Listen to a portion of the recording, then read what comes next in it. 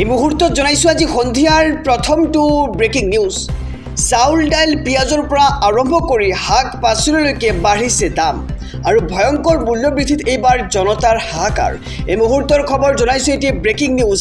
বান বিভীষিকাময় পৰিস্থিতিৰ মাজতেই ৰাজ্যত খোৰাখুৰে বাঢ়িছে নিত্য ব্যৱহাৰ্য সামগ্ৰীৰ মূল্য আৰু আকাশলংঘী মূল্যবৃদ্ধি ঘটিছে চাউল, চেনি, দাইল, মিঠাতেল আৰু কণীৰ দাম। এসপ্তাহৰ ভিতৰতে প্ৰতি কেজি বিপিটি চাউলৰ দাম বাঢ়িছে 8 টকাকৈ। আনফালে পূৰ্বে 1220 টকীয়া 26 কেজি চাউলৰ বস্তাৰ দাম হ'লগৈ 1410 টকা আৰু কেৱল বিপিটি নহয়, সমান্তৰালভাৱে দাম বাঢ়িছে সোণা শক্তি চাউলৰো। আৰু আনফালে প্ৰতি কেজি চেনিত একাকাৰে বাঢ়ি গ'ল 6 টকাকৈ আৰু পূৰ্বে 48 টকাত পোৱা চেনি এতিয়া বিক্ৰী হৈছে 54 টকাত। আৰু কিমান দাম বাঢ়িছে আমি জনাইছোঁ জনসাধাৰণক। আৰু বজাৰত লিটাৰে প্ৰতি 5 টকাকৈ বাঢ়ি গ'ল মিঠাতেলৰ দাম।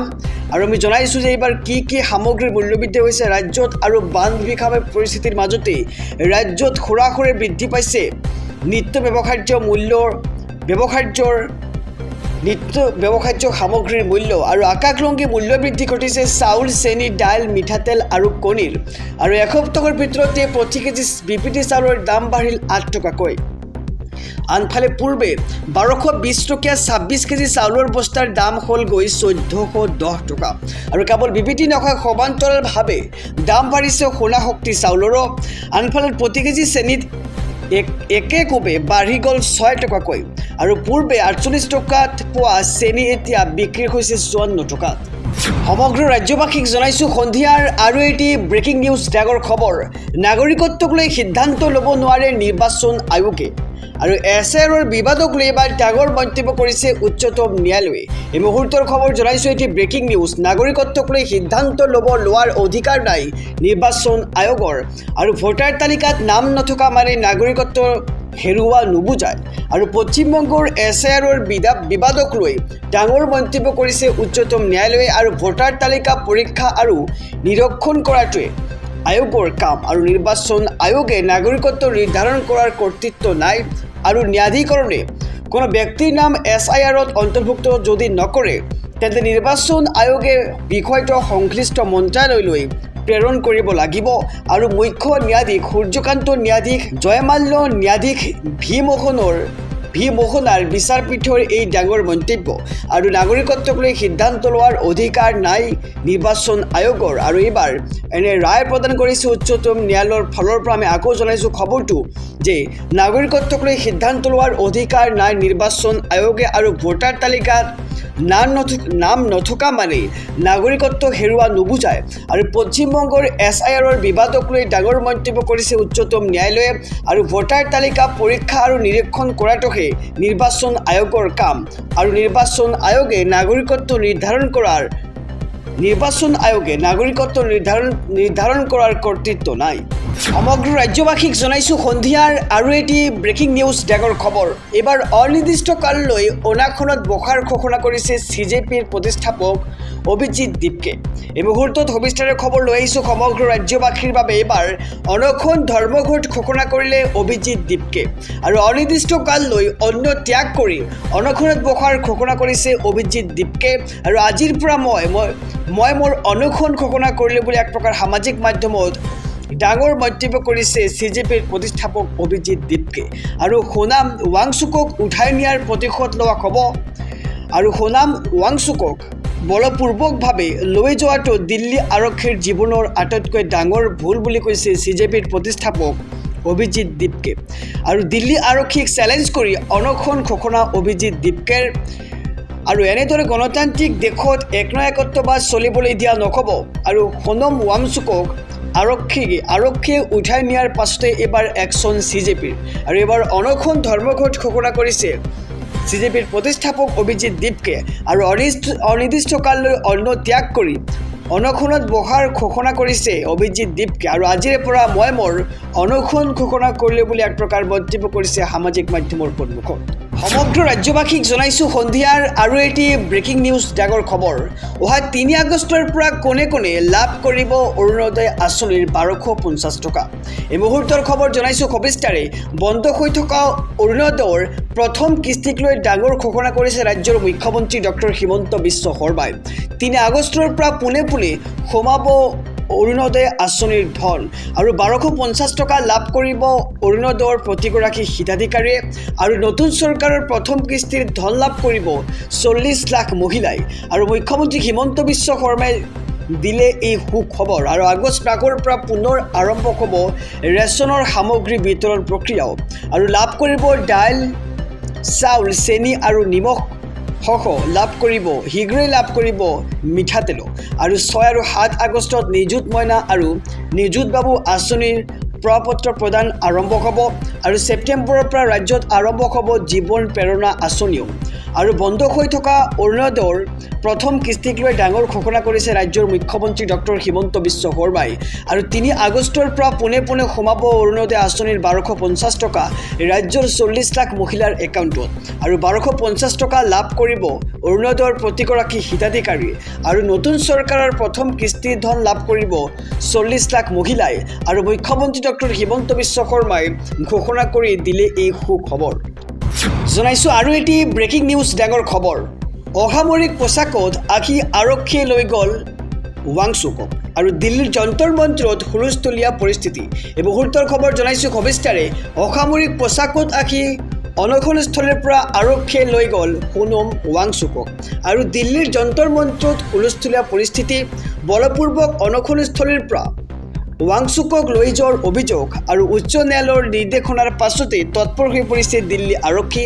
আটক কৰা হ'ল CJPৰ প্ৰতিষ্ঠাপক অভিজিৎ দীপকেকক। আৰু যন্তৰ মন্ত্ৰত প্ৰতিবাদ কৰিলেই কঠোৰ হ'ব আৰক্ষী। অসামৰিক পোছাকত আহি অনশনস্থলীৰ পৰা লৈ যোৱা হ'ল উলাঘৰে থকা সেই সোণম ৱাংচুকক আৰু দিল্লীৰ যন্তৰ মন্ত্ৰত হুলস্থুলীয়া পৰিস্থিতিয়ে বিৰাজ কৰিছে। ইয়াৰ সমান্তৰালকৈ ৰাজ্যবাসীক দিবলৈ লৈছোঁ আৰু এটি ব্ৰেকিং নিউজ ডাঙৰ খবৰ। এবাৰ সোণম ৱাংচুকৰ দেশবাসীলৈ এক গুৰুত্বপূৰ্ণ বাৰ্তা। মোৰ শৰীৰৰ লাহে লাহে নষ্ট হ'বলৈ ধৰিছে আৰু মোৰ শৰীৰ লাহে লাহে অকামিলা হৈ আহিছে বুলি মন্তব্য সোণম ৱাংচুকৰ। আৰু মাংসপেশীয়ে কাম নকৰা হৈ পৰিছে। আনফালে লাহে লাহে শৰীৰৰ অৰ্গেনছসমূহ নষ্ট হৈ যাব আৰু শেষত মগজু পেৰালাইজ হ'ব বুলি এক প্ৰকাৰ মন্তব্য কৰিছে সোণম ৱাংচুকে। আৰু ২১ দিনে মই একো নোখোৱাকৈয়ে আছোঁ আৰু ২০% শৰীৰ হৈছে এতিয়া অকামিলা, কিন্তু এতিয়াও মোৰ মগজু অকামিলা হোৱা নাই বুলি এইবাৰ সোণম ৱাংচুকে মন্তব্য কৰিছে। আৰু অনশনস্থলীৰ পৰা সোণম ৱাংচুকৰ দেশবাসীলৈ এক গুৰুত্বপূৰ্ণ বাৰ্তা। তেওঁ কৈছে যে মোৰ শৰীৰ লাহে লাহে অকামিলা হৈ আহিছে, মাংসপেশীয়ে কাম নকৰা হৈ পৰিছে, মাংসপেশীৰ কাম বন্ধ হৈ পৰিছে আৰু শৰীৰে নিজেই নিজক খাবলৈ লৈছে বুলি এক প্ৰকাৰ মন্তব্য কৰিছে সোণম ৱাংচুকে। সমগ্ৰ ৰাজ্যবাসীক জনাইছোঁ সন্ধিয়াৰ আৰু এটি ব্ৰেকিং নিউজ ডাঙৰ খবৰ। ভাৰতৰ মুছলমানক আৰু কৰিব নোৱাৰিব অত্যাচাৰ। ২৪ জুলাইত জুম্মাৰ নামাজ আদায় কৰিয়েই লাখ লাখ মুছলমানে কঁপাব দিল্লী। এই মুহূৰ্তৰ খবৰ জনাইছোঁ সবিস্তাৰে। ২৪ জুলাইত ভাৰতৰ মুছলমানৰ শক্তি দেখিব বিশ্বই আৰু জুম্মা নামাজ আদায় কৰিয়েই একত্ৰিত হ'ব লাখ লাখ মুছলমান। দেশৰ মুছলমানে আৰু সহ্য নকৰে হাৰাশাস্তি আৰু অত্যাচাৰ। আৰু দিল্লীত একত্ৰিত হ'ব দেশৰ সকলো শক্তিশালী মুছলমান নেতা আৰু ধৰ্মগুৰুসকল। আৰু সকলো মুছলমান সংগঠনৰ নেতা একত্ৰিত হ'ব দিল্লীত আৰু একত্ৰিত হ'ব সকলো মুছলমানৰ ধৰ্মগুৰু আৰু ওলেমা মৌলবীসকল। আৰু ভৱিষ্যতে মুছলমানৰ ওপৰত অত্যাচাৰ হ'বলৈ নিদিয়াৰ হুংকাৰ। মছজিদ মাদ্ৰাছাত চলা বুলডোজাৰ একশ্যনৰ বিৰুদ্ধে হ'ব সিদ্ধান্ত। আৰু বৈঠকত বহিব সকলো মুছলমান সংগঠনৰ নেতা আৰু ধৰ্মগুৰুসকল। আৰু মুছলমানক হাৰাশাস্তি নকৰিবলৈ চৰকাৰলৈ প্ৰেৰণ কৰা হ'ব বিশেষ দাবী। কেৱল মুছলমানক টাৰ্গেট কৰি চৰকাৰে ল'ব নোৱাৰিব কোনো ধৰণৰ সিদ্ধান্ত। আৰু ভাৰতৰ মুছলমান দুৰ্বল নহয় বুলি এক প্ৰকাৰ চৰকাৰক সকিয়নি প্ৰদান কৰিছে এইবাৰ। আৰু ২৪ জুলাইত দিল্লীত একত্ৰিত মুছলমান হ'ব বৈঠক। আৰু আজমেৰ শ্বৰীফ দৰগাহৰ প্ৰাক্তন সম্পাদক চৰৱাৰ সৃষ্টিৰ ঘোষণা এয়া আৰু দেশৰ মুছলমানে সহ্য নকৰে হাৰাশাস্তি আৰু অত্যাচাৰ আৰু 24 জুলাইত ভাৰতৰ মুছলমানৰ শক্তি দেখিব সমগ্ৰ বিশ্বই আৰু জুমা নামাজ আদায় কৰিয়েই একত্ৰিত হ'ব লাখ লাখ মুছলমান আৰু দেশৰ মুছলমানে আৰু সহ্য নকৰে হাৰাশাস্তি আৰু অত্যাচাৰ সমগ্ৰ ৰাজ্যবাসীক জনাইছোঁ মধ্যপ্ৰাচ্যৰ যুদ্ধক্ষেত্ৰৰ পৰা অহা এটি ব্ৰেকিং নিউজ আমেৰিকাৰ কোটি টকাৰ ড্ৰোন তছনছ কৰিছে ইৰাণে এই মুহূৰ্তৰ খবৰ জনাইছোঁ খবিস্তাৰে আমেৰিকাৰ MQ-9 ড্ৰোন তছনছ কৰিছে ইৰাণে আৰু হৰমুজৰে পাৰ হোৱা তেলৰ টেংকাৰত ভয়ংকৰ মিছাইল আক্ৰমণ ইৰাণৰ আৰু প্ৰায় 4 কোটি টকাৰ ড্ৰোন ধ্বংস কৰি পেলালে ইৰাণে আৰু হৰমুজত ইৰাণৰ নৌসেনাৰ হকিউনি হৰমুজৰে পাৰ হ'লেই কৰা হ'ব আক্ৰমণ আৰু কুৱেইট আৰু জৰ্ডানত থকা আমেৰিকাৰ অস্ত্ৰ ভাণ্ডাৰতো আক্ৰমণ কৰিছে ইৰাণে আৰু আমেৰিকাৰ সেনাৰ ঘাটিতো ভয়ংকৰ আক্ৰমণ ইৰাণৰ আৰু সম্পূৰ্ণ অসুৰক্ষিত হৈ পৰিছে হৰমুজৰ জলদ্বীপ আৰু সম্পূৰ্ণ অসুৰক্ষিত হৈ পৰিছে হৰমুজ জলদ্বীপ আৰু আমেৰিকাই ইৰাণত কৰা ধাৰাবাহিক আক্ৰমণৰ প্ৰতিশোধ লৈছে এইবাৰ ইৰাণে ড্ৰোন বেলিষ্টিক মিছাইলেৰে US বিমানত আক্ৰমণ ইৰাণৰ আৰু জৰ্ডানত থকা আমেৰিকাৰ সামৰিক বিমানত আক্ৰমণ ইৰাণৰ আৰু জৰ্ডানৰ সেনাই ধ্বংস কৰিছিল ইৰাণৰ মিছাইল আৰু আমেৰিকাক জৰ্ডানে সহায় কৰাৰ পিছতে এইবাৰ প্ৰতিশোধ লৈছে ইৰাণে আৰু সিৰিয়াত থকা আমেৰিকাৰ স্পেচিয়েল কমাণ্ড চেণ্টাৰতো আক্ৰমণ ইৰাণৰ আৰু আমেৰিকাৰ প্ৰতিটো আক্ৰমণৰ প্ৰত্যুত্তৰ এতিয়া দি গৈছে ইৰাণে আৰু আমেৰিকান সেনাৰ ঘাটি থকা প্ৰতিখন দেশকে টাৰ্গেট কৰি লৈছে ইৰাণে আৰু হৰমুজৰে পাৰ হোৱা তেলৰ টেংকাৰত ভয়ংকৰ মিছাইল আক্ৰমণ ইৰাণৰ আৰু আমেৰিকাৰ MQ-9 ড্ৰোন তছনছ কৰি পেলাইছে এইবাৰ ইৰাণে আৰু হৰমুজৰে পাৰ হোৱা তেলৰ টেংকাৰত ভয়ংকৰ মিছাইল আক্ৰমণ ইৰাণৰ প্ৰায় 4 কোটি টকাৰ ড্ৰোন ধ্বংস কৰি পেলাইছে ইৰাণে